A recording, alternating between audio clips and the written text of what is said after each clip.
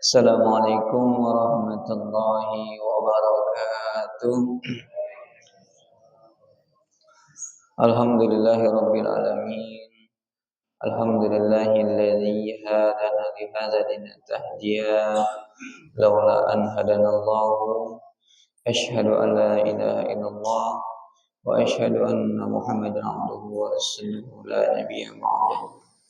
Rabbi shrah li sadri wa yassir li amri wahlul 'uqdatam min lisani yafqahu qawli wasadid lisani wahdi qalbi bihaqqi sayyidina Muhammadin sallallahu alaihi wasallam.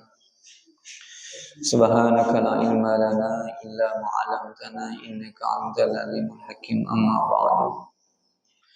Alhamdulillah, puji syukur kepada Allah Subhanahu wa taala yang mana Allah masih memberikan kita nikmat iman, nikmat kesempatan, nikmat ketaatan dalam sela-sela kehidupan sehari-hari aktivitas. Kita menyempatkan untuk duduk hadir di majelis ilmu yang insya Allah salah satu waktu yang barokah, yaitu adalah bainal maghrib wal isya. Itu adalah waktu yang istimewa, mana kalau orang-orang zaman dulu memanfaatkan di antara maghrib dan isya ini mereka dengan menghidupkan dengan ibadah. Sekarang yang udah jarang. Kalau dulu maghrib dan isya matikan TV, tutup pintu, mereka mengaji atau membaca surah Yasin bersama keluarganya. Jadi benar-benar menghidupkan antara maghrib dan isya. Itu udah langkah zaman saat ini. Insyaallah kita lanjutkan, kita baca kitab As-Sail Muhammadiyah, yaitu kitab yang dikarang oleh Syekh Muhammad Ibn Alwi Al-Maliki Al-Hasani, salah satu ulama Makkah. Syaraful wudu'i wa fadlihi, yaitu kemuliaan di dalam berwudu dan keutamaannya. Jadi wudu ini kemarin kalau soal fikih kita udah panjang lebar kita jelaskan. Wudu ini adalah satu syarfuh, kemuliaan. Syarif ada kemuliaan. Karena termasuk min ibadihi, daripada bagian ibadah. Kapan wajib wudu? Ketika mau sholat wajib wudu. Cuman disunahkan gitu itu berwudu dalam keadaan mau tidur, dalam keadaan mau ta'lim seperti ini, dalam keadaan mau pergi, dalam keadaan jauh, dalam keadaan mau zikir sunnah berwudu. Jadi wudu ini termasuk minal ibadah. Nah, orang yang dalam keadaan berwudu walaupun dia tidak sholat, bukan untuk sholat, mau aktivitas, mau kerja, tapi dia dalam keadaan berwudu, ini bernilai ibadah. Catat. Wa minasyarifil ladzi akhdarahu Allah taala li hadzal ummah. Dan daripada kemuliaan, wa min syarrafi, kemuliaan allazi yang adakhurullahi, adakhuru itu Allah khususkan li hazihi, untuk siapa? Ini ummah.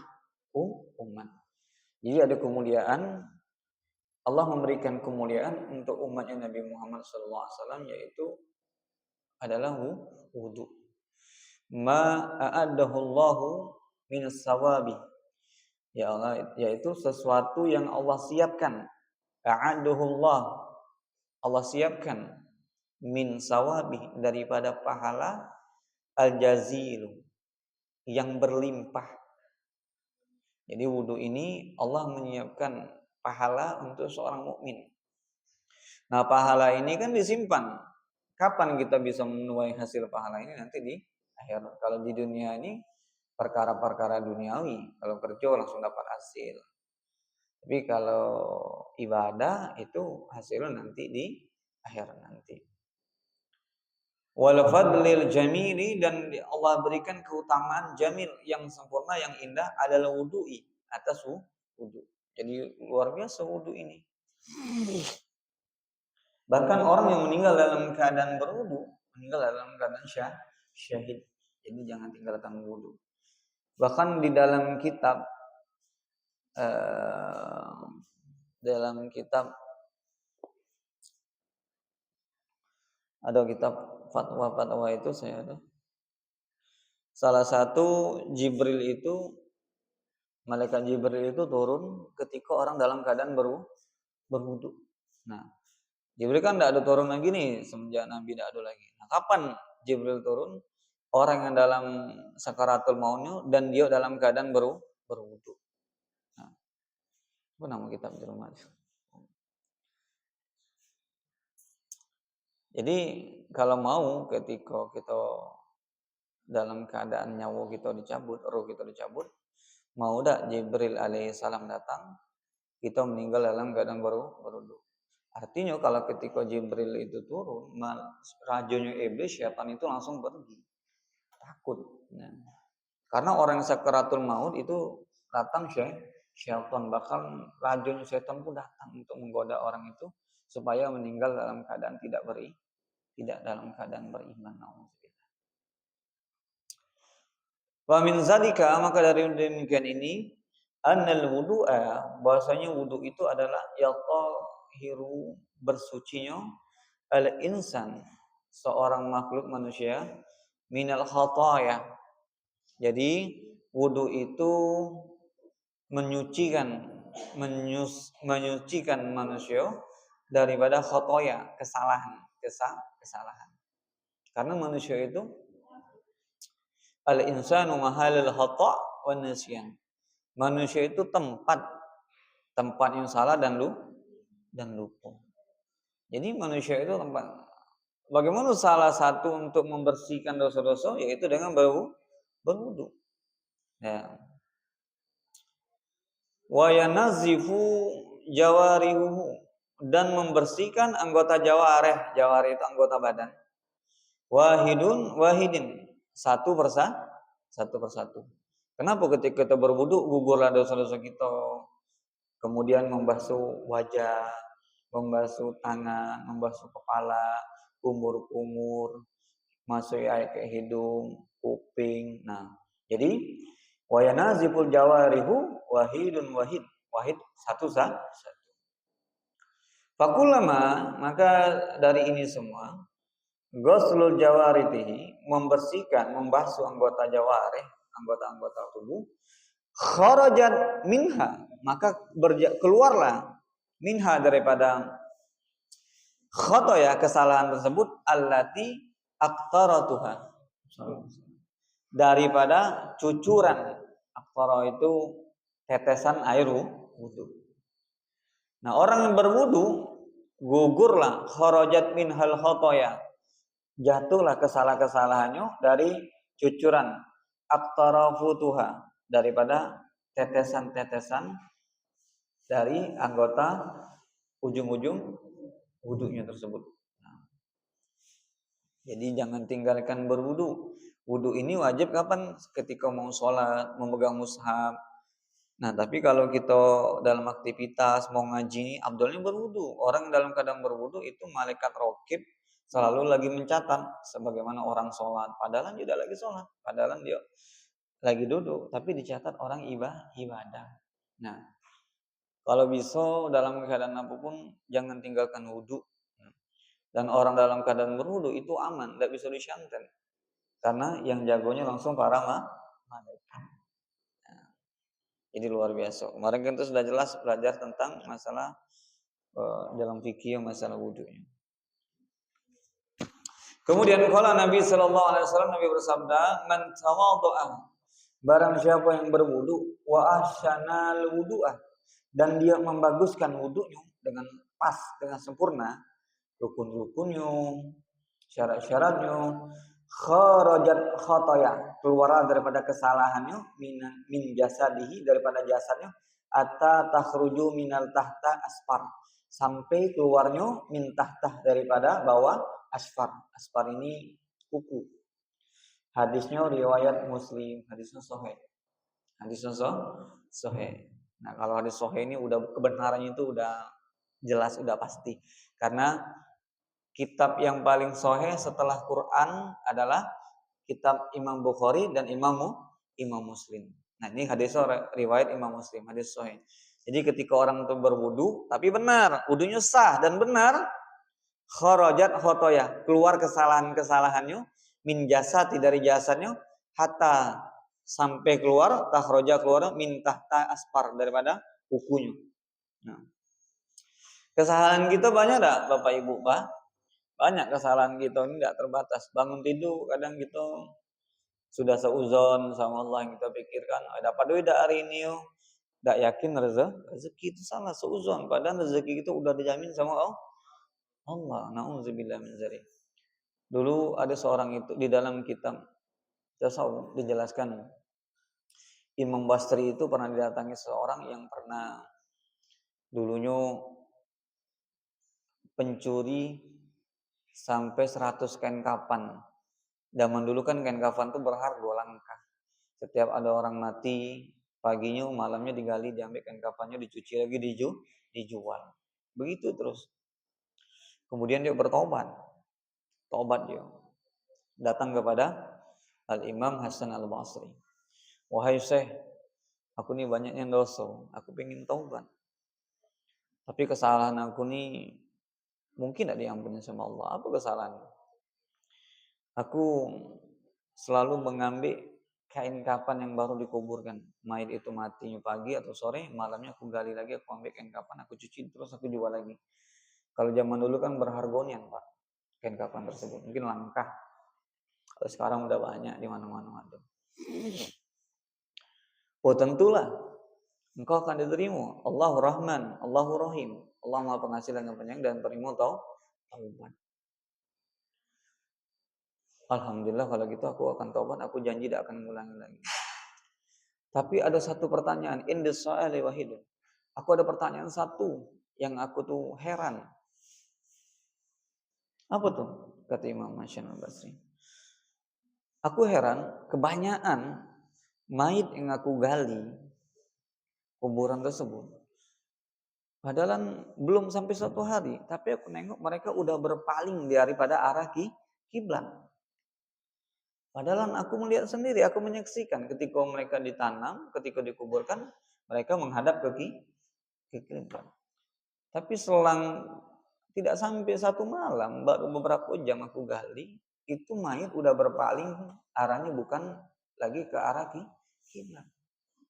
Nah di situ wahai saya, aku bingung, apa sih? Kok bisa seperti itu? Kata Imam Hasan Al-Basri, faqala, beliau menjawab, wahai fulan, iklam, ketahuilah, itu mayit, kenapa dia berpaling daripada arah kiblat? Karena dia ragu, syakku rizqullah, ragu dengan rezekinya Allah. Allah palingkan dia dari kiblat. Jadi kita jangan takut. Dalam kehidupan ini Allah telah jamin semuanya. Wa ma min dabbatin fil ardi illa 'alallah rizquha. Tiada satu pun makhluk di muka bumi ini kecuali Allah jamin rezekinya. Cacing di bawah tanah itu, Pak, hidup. Dikasih beranak pinak. Contoh, makanan cicak itu nyamuk. Makanannya bersayap, sementara cicak tidak bersayap. Seharusnya pakai logika, cicak itu harus dikasih sayap juga karena makanannya terbang. Pakai logika. Seharusnya Allah ada adil. Kok cicak itu makanannya bersayap yang bisa kemana-mana, sementara cicak tidak bisa kemana-mana, terbatas. Nah tapi itulah kuasanya Allah. Allah tetap jamin rezekinya. Bahkan makanannya hewan yang bersayap. Nah kita makhluk yang dikasih akal, pemikiran yang sempurna, terkadang bagaimana ke depannya ya Allah, punya anak nih, bagaimana ngasih makan anakku besok sekolahnya. Emang inti siapa? Emang kita siapa sih? Nah, karena apa? Keimanan kita, tauhid kita, keyakinan kita itu tidak yakin sama rezekinya Allah. Selagi Allah itu kirim kita ke dunia, Allah juga menjamin rezeki kita, kehidupan kita, makan kita. Kerja sebab, dikasih orang menjadi cuma asbab sebab dan akibat. Sebab dan akibat. Nah, dulu ada pernah dialog antara Imam Syafi'i dan Imam Malik. Imam Syafi'i ini salah satu muridnya Imam Malik. Imam Syafi'i ini beliau wafat pada tahun 150 Hijriah. Beliau punya gurunya Imam Malik. Imam Malik ini beliau lahir pada tahun 97 Hijriah dan wafat 179 Hijriah. Jadi Imam Syafi'i berguru kepada Imam Malik. Mereka guru dan murid, tapi mereka berbeda pendapat di antara fikih. Tapi mereka bertengkar, tidak bertengkar. Kalau kita bertengkar, hobi bertengkar, beda pendapat. Nah, kalau Imam Syafi'i punya murid namanya Imam Muhammad bin Hambal, atau yang kita kenal dengan Hambali, mazhab Hambal. Beliau ini lahir 164 Hijriah, muridnya Imam Syafi'i. Imam Syafi'i tidak bertemu sama Imam Abu Hanifah. Salah satu pendiri mazhab fikih yang pertama itu Abu Hanifah, atau yang kita kenal Imam Hanafi. Tidak bertemu, tapi Imam Syafi'i bertemu sama, berguru kepada muridnya Al-Imam Hasan As-Saibani, salah satu murid kesayangan Imam Abu Hanifah. Nah, jadi semua 4 mazhab ini rentetan, bersanad mazhab ilmunya bersambung. Dan salah satu mazhab tersambung kepada para satu sahabat kepada Rasulullah SAW. Jadi sanad ilmu itu penting. As-sanadu minad din. Sanad itu bagian daripada agama. Laula isnad, seandainya tidak ada sanad, man qala sya'a wa sya'a. Orang itu akan ngomong sembarangan. Sendaati, menurut aku tidak bisa. Kalau secara ilmu itu harus menurut kaul, pendapatnya A, pendapatnya B, imam ini. Kayak saya ke guru saya terus sanadnya sampai kepada Rasulullah sallallahu. Kalau orang yang gurunya sama Google, sudah jangan didengarkan, tutup kuping we. Jangan didengarkan. Siapa gurunya? Syekh Google. Syekh Google atau Syekh YouTube, jangan didengarkan. Jadi dialog antara Imam Syafi'i dan Imam Malik. Kalau Imam Syafi'i, tidak bisa, rezeki itu harus dicari dulu. Kata Imam Malik, tidak, rezeki itu ada tetapkan. Adalah Imam Syafi'i, pergilah jalan, ditengoklah ada orang yang lagi kesusahan mendorong suatu bahasa gitu tuh, bawa barang yang begitu berat lah. Datang Imam Syafi'i tolong. Wahai, makasih ya, wahai Syafi'i, terima kasih banyak kau menolongku. Dikasihlah Imam Syafi'i beberapa makanan. Nah, baliklah dia, ketemulah sama Imam Malik. Nah, wahai Syekh Imam Malik nih kan, karena aku bergeraklah, aku dapat rezeki dikasihnya. Ini untukmu. Ketawa Imam Malik, aku tidak ngapa-ngapa, ini rezeki aku dah dapat. Jadi semuanya benar. Imam Malik benar, Imam Syafi'i benar. Nah, jadi kita yakinkan semua itu udah jaminan Allah. Imam Malik udah dijamin, cuman Imam Syafi'i jadi sebab Nah, cuman Allah gerakkan Imam Syafi'i untuk nolong si pengendara gerobak tersebut. Jadi jangan batasin. Allah itu Rahim dan Maha Penyayang lagi Maha Pengasih. Jangan takut. Ini kadang kita ketakutan. Salah satu khatir itu lintasan. Khaufun, ketakutan. Itu minasyaiton. Kenapa orang itu maling, mencuri? Karena dia tidak yakin dapat rezeki halal. Soalnya dia berusaha, ikhtiar benar-benar dapat rezeki halal. Rezeki haram itu ketetapannya ya rezeki dia juga, cuman caranya salah. Nah, jadi hati-hati, tidak boleh kita ragu sama Allah. Nanti besok kayak mana? Nanti besok pernah tidak kita nengok? Si berita pulang mati gara-gara tidak makan. Tidak pernah kita nengok. Jadi rezeki itu sudah dijamin. Ketika itu anak itu hadir, lahir ke dunia, sudah Allah catat 4 bulan, 120 hari, ruhnya cuma dicatat, rezekinya ini bakalan anaknya jadi ini, nanti dia punya ini, punya itu. Tidak bisa. Si Fulan itu jadi pengusaha, ya udah garis tangan dia. Mau ditipu 100 orang pun dia tetap kaya. Karena udah jatuh dia memang kaya. Nak ditipu, nak dikemana pun, tidak habis-habisnya memang sudah dijatahnya. Contoh Sayyidina Utsman bin Affan. Semakin dia tasarruf kan hartanya bukan semakin miskin. Ya memang sudah Allah gariskan dia Ayo. Bahkan bertambah udah tidak bisa. Nah, itu. Jadi rezeki itu udah jaminan Allah. Jangan khawatir. Tugas kita itu siko menjalankan perintah, menjauhi larangan. Tugas kita itu, jalankan perintah Allah, jauhi larangan, sudah. Tapi ingat, ada bonus orang yang bertakwa, ada rezeki yang Allah janjikan. Siko. Orang yang bertakwa di jalan Allah, ada rezeki yang khas, yang lebih khusus lagi. Kalau rezeki umum sudah dikasih. Orang tidak sholat pun ada rezekinya, tidak Pak? Ada. Orang yang nentang Allah pun ada rezeki. Bahkan orang kafir pun ada rezekinya. Nah, tapi kalau orang yang bertakwa, ada khus, ada janji. Bonus. Wa may yattaqillahu yaj'al lahu makhrajan. Barang siapa yang bertakwa, akan aku berikan setiap permasalahan dalam kehidupannya jalan keluar. Wa yarzuqhu min haitsu la yahtasib, dan rezekinya dari hal yang tidak pernah disangka-sangkanya dan tidak pernah terpikirkan olehnya, tapi takwa.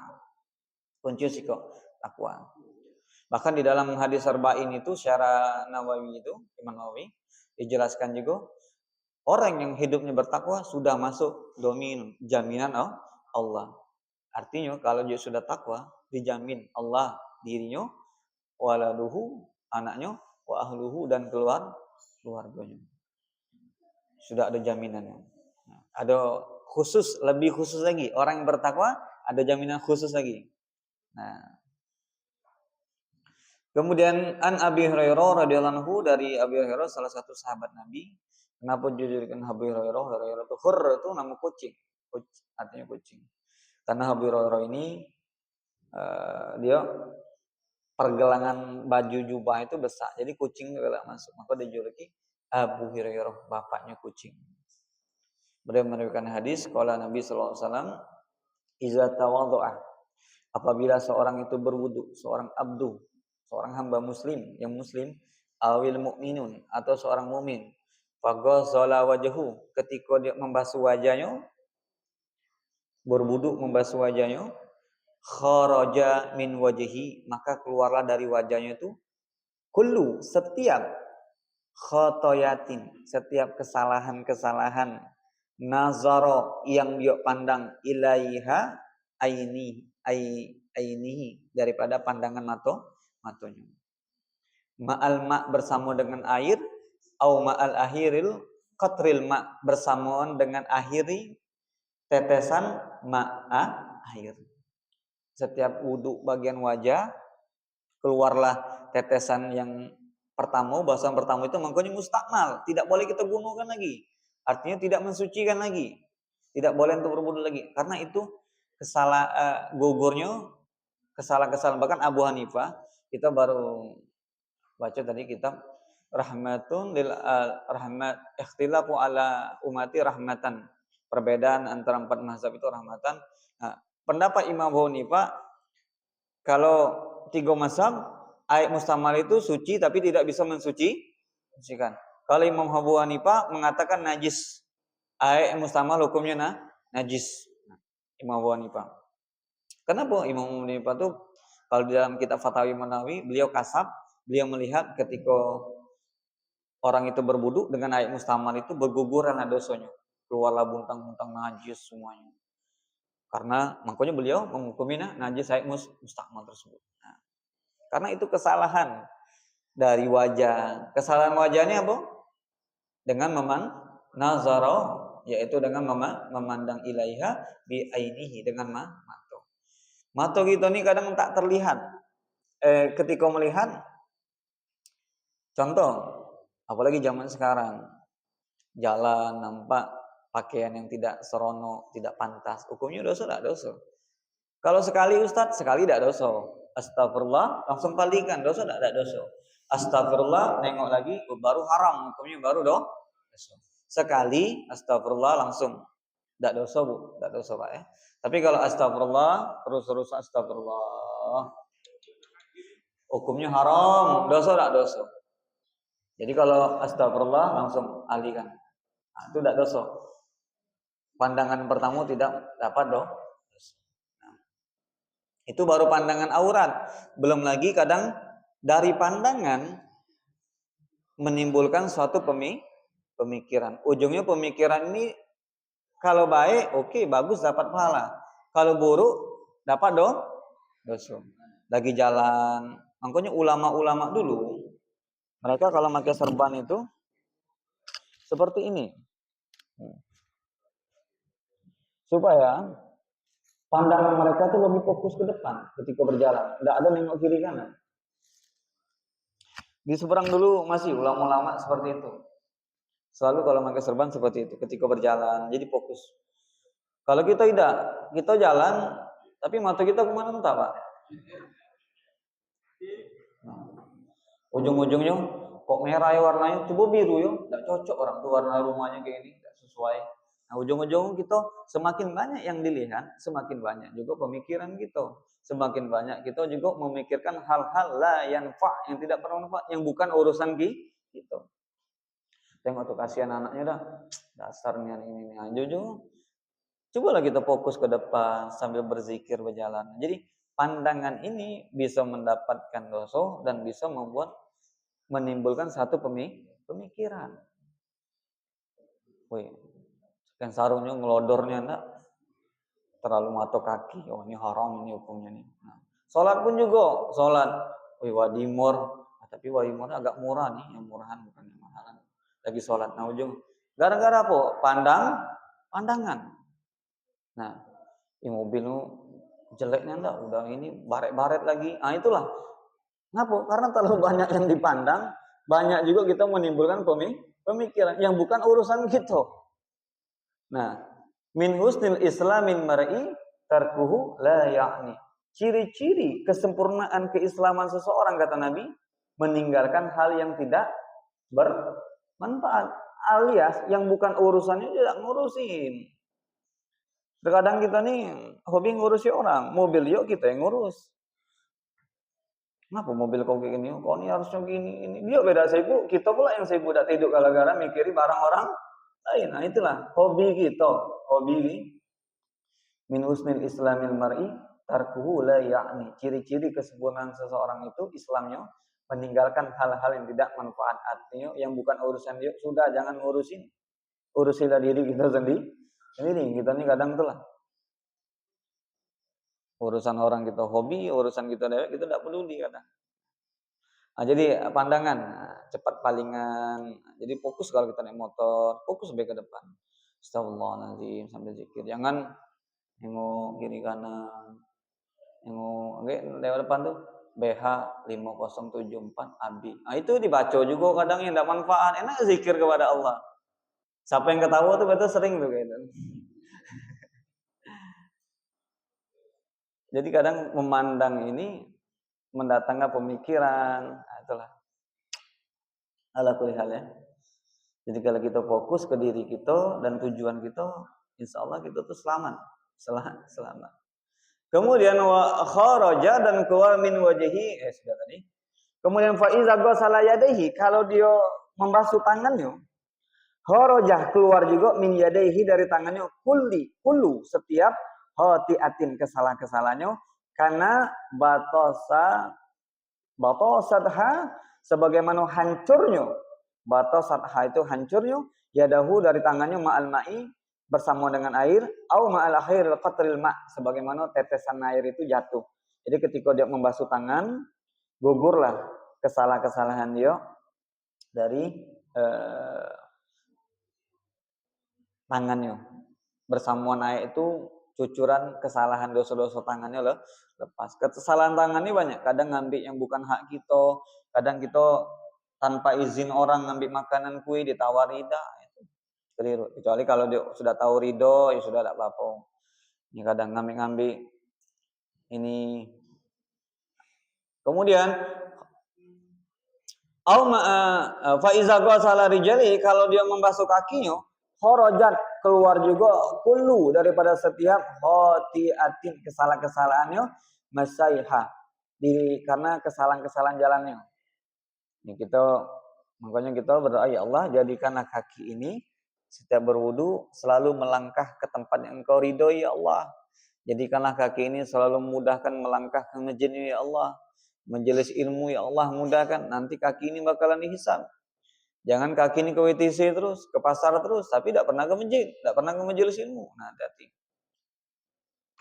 Rijalahu, kaki ma'al ma, dan akan keluar juga bersamaan itu bersama air, au ma'a akhiril qatril ma, cucuran di ujung tetesan kaki itu akan gugur dosa-dosa dari dosa-dosa kaki. Kaki ini dosanya banyak. Pergi ke rumah si fulan mau menggibah, itu dosa juga. Perjalanannya dapat dosa. Duduk situ pergi ke sini yang tidak manfaat. Nauzubillah min dzalik. Jadi kaki ini, perjalanan ini, ada kaki yang dihisab dapat pahala, ada yang perjalanan langkahnya dihitung dosa. Kalau kita ke masjid, satu langkahnya mengangkat derajat, menghapus dosa, dan dapat 10 kebaikan atau 1 kebaikan. Kalau melangkah ke masjid, majelis ilmu, satu langkahnya penggugur dosa, pengangkat derajat, dan dapat kebaikan. Itu langkah. Kalau menuju tempat yang baik. Kalau pergi ke WTC kan tergantung apa niatnya. Makanya kalau kita pergi ke WTC, ya Allah aku niat supaya refreshing, belanja, tapi terhindar dari maksiat. Kalau kita masuk WTC, kaki kiri, kaki kanan, Bu? Kanan, Pak?